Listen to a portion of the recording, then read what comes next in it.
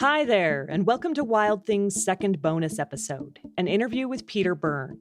He's one of the Bigfoot old guard. What they call the Four Horsemen of Sasquatchery, I guess is how they say it. I knew Grover, John Green, Renee Hinden. I met all of them personally. Peter Byrne, who's with us today, and the real pioneers in Bigfoot research. Byrne's Bigfoot career started in 1960 when he was only 35. And now, at the ripe old age of 93, he's still searching for Sasquatch. He's among the last of the big Sasquatch hunters from that time. The others, a Canadian newspaperman named John Green, Renee Hinden, a curmudgeonly Swiss immigrant, and of course, Cousin Grover, have all passed away. Only Byrne remains, and he plays the part of the dashing explorer to a T, sporting khaki safari clothes and an Indiana Jones-style hat. He drives an awesome green vintage camper van to nearby Bigfoot conferences and lives in a tiny bungalow with his wife Kathy on the Oregon coast. But the Bigfoot stuff is just the tip of the iceberg, and it's only one adventure in a life that's been jam-packed with them. Well, I was born in Dublin, Ireland, in 1925, and a very fortunate thing happened to the family. My father and his brother inherited some money, so he was able to retire. And he did a marvelous thing. We moved to the country. We got out of the city.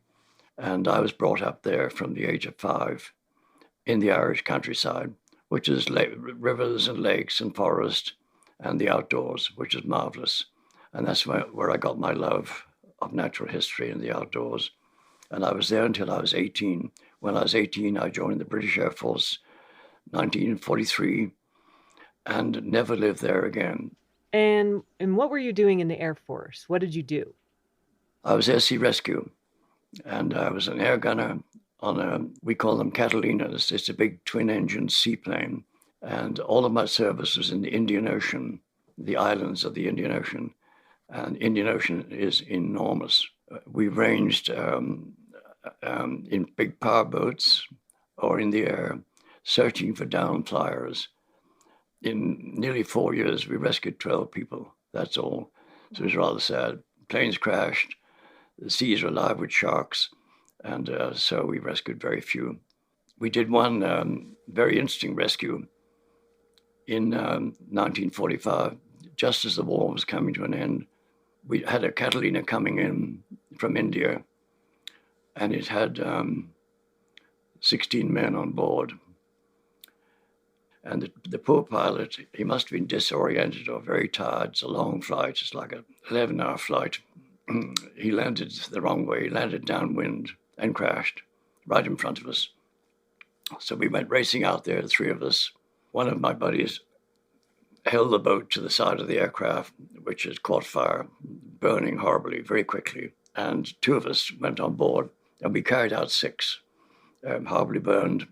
The plane went down very quickly, and the others went down with the plane. So of the 6 we brought ashore, 2 died that night, and 4 survived, and kept in touch for years and years and years. So in 1996, I got a letter from the Australian government. It said, we have a war heroes program, and we just found the plane in the crash of which you were involved, and we'd like to invite you and any companion you like to the Cocos Islands. So they invited, so Kathy and I went, and we spent a month as guests of the Australian government in Australia and then in the islands. And they took us out to where the plane was. You could still see parts of it, only in about 30 feet of water, crystal clear water. And then we had a ceremony there, and we put flowers on the water for the men that died. Most of them were my age. They were 18, 19, 20, 21. And that's the sad part. They never saw life. They never got home. They never had families, children. That was the sad part of it. It was very nostalgic. Are there any other stories from World War II or from your time in the Air Force that really stand out to you? It was a Saturday morning, 44, and we were caught by surprise. We were ashore. We were playing football, about 8 or 10 of us. We had the day off. And these 2 bombers, fighter bombers, came out of nowhere. There must have been a Japanese carrier out there somewhere. And strafed us. They dropped 4 bombs. One went off maybe 150 yards from us, and 4 or 5 of us got coral shrapnel in our arms, in our faces. I got the shrapnel in my wrist and part way up the arm here, and it began to go septic. And I jumped on a boat and went over to the main island where there was a British hospital, British Army hospital. And they put me to bed there and cleaned me up, and my arm was turning green and yellow and blue. And they said, we have a new medicine. We're going to try it on you. It's called penicillin. Well, we don't know if it works. We hope it does. I still have the arm. That was amazing. The timing. That is amazing. I mean, that story is just like... 6 months previous, I would have had to have the arm taken off up here somewhere. I would have had to, so... So it seems like there was something about India, about Southeast Asia that really struck your fancy. So you went back home to Ireland, but you came back again. What was it that brought you back? It was colonial India, and I went to see our commanding officer one morning, and I said, "Sir, could we take a couple of weeks off and do some traveling?" And he looked at me and said, "What? A couple of weeks? What do you mean?" I said, "A couple of weeks, sir." He says, "Take a month." He said, "The war's over. You've won the war. Take a month. Just come back in time to catch your ship. That's all." So we traveled a bit, and I got to know India. Started to learn the language. I came home, and I was home for a couple of weeks in London looking for a job at home in Ireland. And then I turned around and went back. So I liked the country. I liked the people. Yeah, it was exotic. So you went back to India. What did you go back to India to do? When I was in London, I remembered that I had met 2 tea planters in Darjeeling when my pal and I went up there to take a vacation, which I just told you about. And they had just come out and joined the tea industry. And they were young men. I think one was Navy, one was Air Force. And they said, it's a great life. So when I got back to London, staying at this club, I went to see the barman. I said, "Would you have a telephone directory?" He said, "Yes." He gave it to me. So I wrote to 10 tea companies in London. Very simple letter. I just spent 4 years, speak the language, love the country, etc. And the 10th replied and said, "Come for an interview." So I went for the interview, literally got the job. And in 2 weeks, they had me on a ship going back to India. It was marvelous. I got the job. And I signed on for 4 years with the tea company. After 4 years, you got 6 months leave. And then you came back and signed on for another 4. So I did 4 years, took 6 months leave, went home, came back and spent about another 3 months. That was a lovely life, great. We had cars, we had elephants to ride on. We had our own elephants. You had your very own elephant? Yeah. Did it have a name? Yes, Elizabeth. We called her Lizzie. Lovely animal, lovely old animal. And I used her for hunting mostly. Going through the jungle. The tea life is great, but I wanted to do something different. I wanted to get into big game hunting because I was doing a lot of amateur hunting at that time. So I resigned from the tea company in January 1953 and went into the country of Nepal and opened up a big game hunting company there. And I was there for 20 years. So could you just move there, pick up and move there? No, Nepal was a closed country. In the country, there were 2 white people. There's a British ambassador and his wife. That's all in the whole country, 2 foreigners. Among the tea garden laborers who worked for me were Nepalese laborers. And I got to know some of them. They were different and talked to him about hunting. And he said there's great hunting in Nepal, especially far west Nepal. A lot of tiger, a lot of deer, crocodiles. So I had that in mind. And I met one of the Nepalese royal family in Calcutta in a bar. And he gave me his card. And he said, "If ever you come to Nepal, come and see me." So I resigned, drove up to Darjeeling, sold my car, and with 2 Sherpas, walked to Kathmandu, about 400 miles. There were no roads, no vehicles in the country, no. And I arrived at my friend's house, and he said, "What do you want?" And I said, "I want a hunting license." He called the principal private secretary to his house and said, "Fix Peter up with a permit." So he gave me a 10-year permit. So I ran ads in both of the big hunting magazines. There was Outdoor Life and Field and Stream. And a man in Los Angeles got in touch with me by letter and then by cables back and forth. And he was a safari agent. He signed up people for Africa. And he said, I like what you're offering. He said, I'm going to send you a couple. And he said, have a good safari with you. I'll send you more. He sent me clients for 20 years. So his name is Joe Brocher. He's still living in Los Angeles. And he's still working as a travel agent. He's 93. And you ran this game concession for 20 years. What kind of animals were you hunting? It was trophy hunting. And the client would tell me beforehand what he or she wanted. One might want a tiger, one might want a leopard. There are two things we didn't shoot. We never shot elephant. The elephant is a protected animal all through Asia.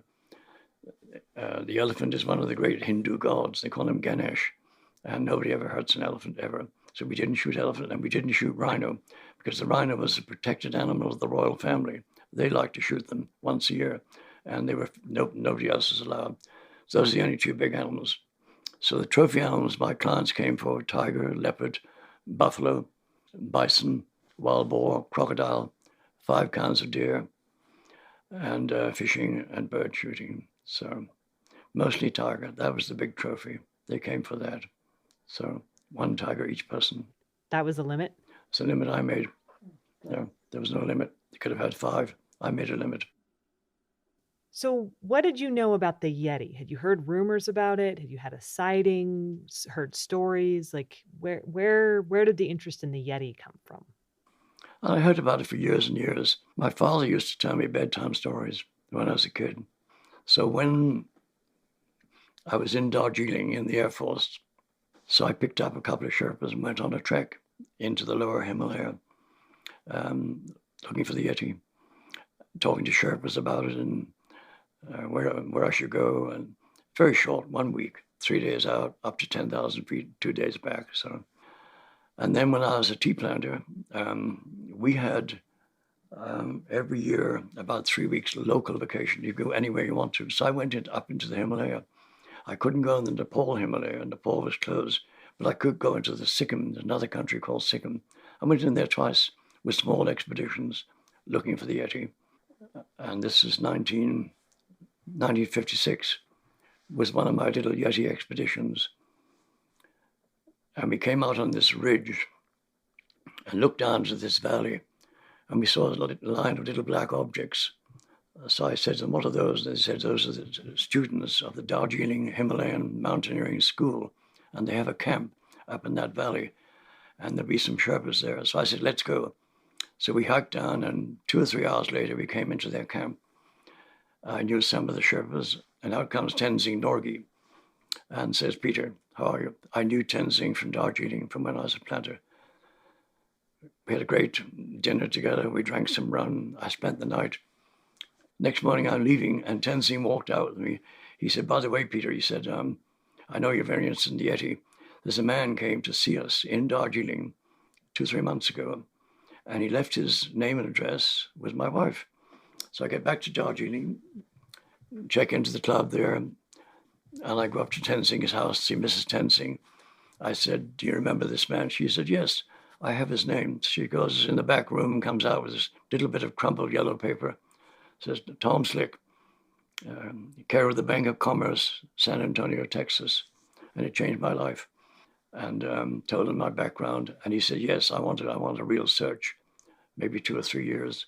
Would you organize and put it together? I said, yes. And he flew to Delhi. We met in Delhi. We did the 1 month's reconnaissance together. And then from that, he started to sponsor the major expeditions, 57, 58, 59, 3 years I spent up there, coming down to Kathmandu for Christmas for a week, walking down, walking back. So you were up in the Himalaya in the winter? All through the winters, yes. We had good gear, and we were all young, my brother and I, and the other guys with me. We first went up, and maybe the first 6 months we were living in tents. It was damn cold. The wind came up, you're in a sleeping bag, the tent is frozen in the morning, solid. But where did the yak herders live? They lived in caves. So we started living in caves. And the caves are very shallow. And the yak herders have been in there for years. The ground was all black from their fires. But in a cave, you can have a fire. You can sleep around a fire. Pretty rough and pretty dirty, but it was warm. sleeping with a fire, a lot warmer than tents. Where were you where exactly were you in the Himalaya? Central and northeastern. Now, we chose this area because no one had been in there. It's very rugged. No foreigners had been in there. So, and then we'd heard stories. So we chose that area and spent 3 years there. Very rugged, very isolated. Yeah, how did you get supplies? How did you get food? Did you have to go back out? No, we employed men. Most of the time we had a couple of Sherpas, and their job was to hike down to lower areas and get potatoes, eggs, chickens, vegetables, fruit, apples, oranges. And they did it all the time, trekking back and forth all the time. They'd carry 80 pounds on their backs in a big basket. So we could bring in 160 pounds every time they went down. So how long did this Yeti expedition go on for? We spent time in Delhi. At the end, it all came to an end in December 59. And I was invited to come to America by Tom Slick. Long cables, you spend enough time up there. We like what you've done. Why don't you come over to the States and look for Bigfoot? And we said, what? What's that? Come to the U.S. and look for Bigfoot. Had you ever heard of Bigfoot? Never heard of it. Mm-hmm. My brother and I laughed. Yeah, we thought it was a joke. And it was a long, long cable. And we made jokes about it, which are in the book. We wonder where it is. Is it in New York? Is it climbing skyscrapers? Things like that. No idea. So I flew over here in January 1960, and I went down to Texas, stayed at Tom's house, and he pulled out the maps of the Pacific Northwest, which is about 5 times the size of the Himalaya. Enormous. I thought, my God. And we set up a project headquarters, a place called Willow Creek in Northern California, staff, vehicles, everything.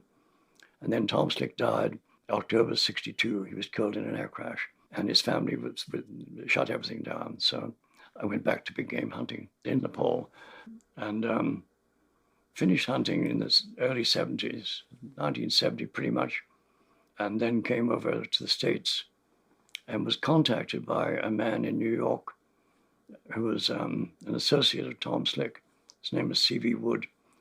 And he said, I hear there's some new footage of the Bigfoot. And he said, I'm very interested in starting up another project. So he said, would you go out and look at it? So I flew out to Washington to see it and came back and said, it looks incredibly real to me.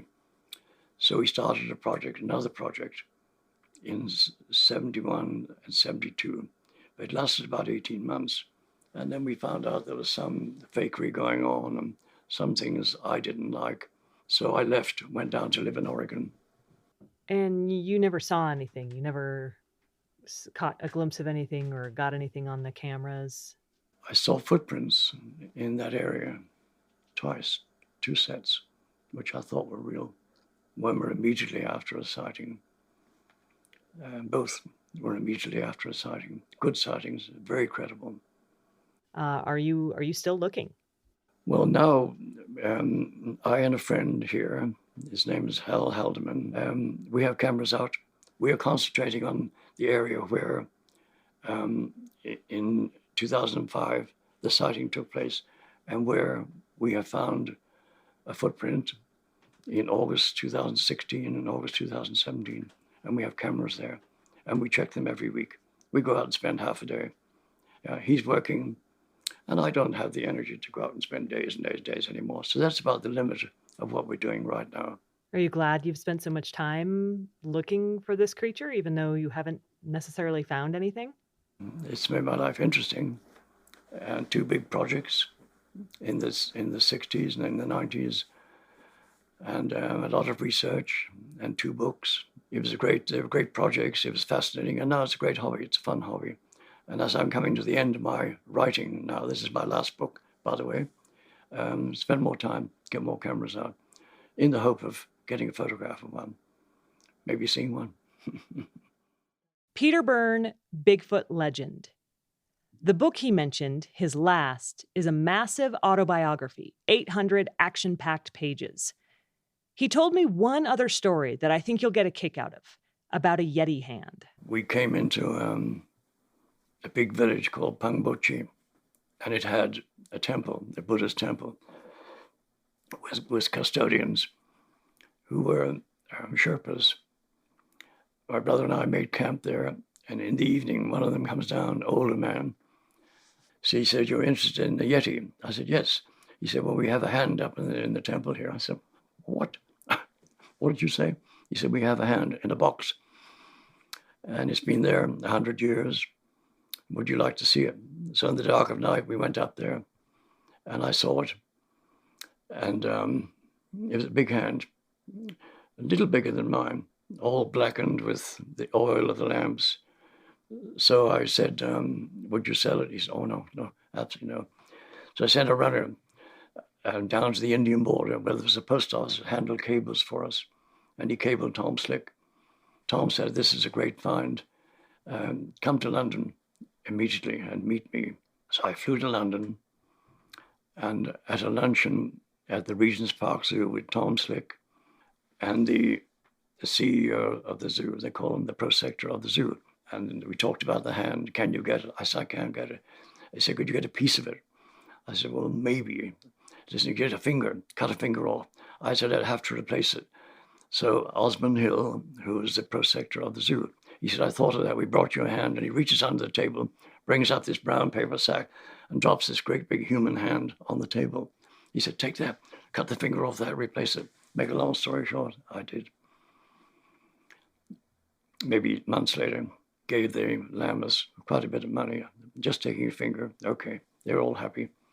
Then the question came of how to get it out in Nepal. So Tom Slick sent a cable and said, "Get down to Calcutta, Grand Hotel, August or something, meet with the Mr. and Mrs. Stewart." So I walked down to 250 miles the Indian border, train to Calcutta, went to the Grand Hotel, checked at the desk, Mr. and Mrs. Stewart, they said, "Suite number something up." So I walked out there and knocked on the door, and it's Jimmy Stewart and his wife. What's her name? Anyway, I told them what the position was, that I had the finger. They said, "We'll take it. We'll take it to London and give it to the prosector of the zoo, Osmond Hill." Oh, so you got it out of Nepal. You had to get it out of India. Yes. And Nepal had no postal system. And even if they had, you can't send a finger through the mail. They had no postal system at that time. So Jimmy and Gloria flew to London. So they check into the into the Dorchester Hotel in London. And all their baggage is brought up to the room, and Gloria's lingerie case is missing. And she says, "Oh, God, that's where the finger is." So next day, the desk calls them and says, "There's a customs man here and wants to see you." So Jimmy says, "Send him up." So knock on the door, and this young British customs official, they thought he might have been 18. He had Gloria's lingerie case. He says, "Is this yours, madam?" And they thank him. As he's leaving, Gloria says, "I notice it's still locked." And this young man says, "Oh, a British customs official would never open a lady's lingerie case." Lucky for you. So they got the finger to Osmond Hill. And he had it for about a year. And he said, "I don't know what it is." He says, "It looks like a large primate, but I don't know." I still have his letter. And then he died, and it disappeared. The finger disappeared. And then about 3 years ago, I got a call from a young reporter with the BBC, and he said, "We found the finger. Would you like to come and identify it? We fly you over." So they flew me over, and there was the finger. And Osmond Hill apparently had a tiny private lab in the Royal College of Surgeons. They let him keep a little lab there, and it was in a drawer in the lab. He found it. So the BBC had it, and they did a DNA on it. And guess what they found on it? The DNA. Yours. Mine. After all these years, my DNA was on it. That story and many more are on his website, petercbyrne.com. And for more about Wild Thing, check out our website, wildthingpodcast.com. And maybe consider supporting this podcast by getting one of those super soft t-shirts or some stickers.